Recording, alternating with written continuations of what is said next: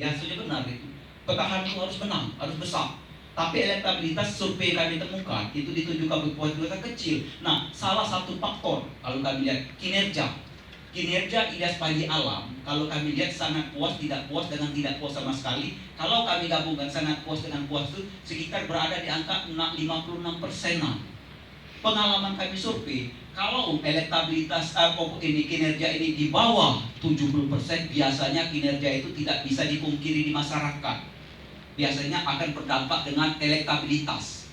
Nah, ini sebenarnya tingkat kepuasan. Tingkat kepuasan ini kalau kami lihat tergolong kurang baik, kurang begitu baik di masyarakat kalau kami lihat angka ini. Salah satunya kinerja. Dampaknya apa? Masyarakat merasa dalam tanda kutip ya kecewa. Ada yang kecewa, banyak kecewa 36 sampai 44. Kalau kami lihat sekitar 40% ini yang tidak puas sama sekali kalau kami lihat. Nah, di sini sebenarnya. Tapi kalau kinerja ini harus 75%, kami yakin elektabilitas itu pasti kuat petahana. Nah, ini sebenarnya salah satunya itu. Karena kinerja ini tidak bisa kita lihat dengan sekejap, tapi diukur oleh masyarakat selama mereka menjabat. Bagus dah. Nah, diterekam biasanya. Terus terekam. Nah, terekaman ini kita survei. Nah, survei itulah kira-kira melihat ke bawah kinerja dia sekian.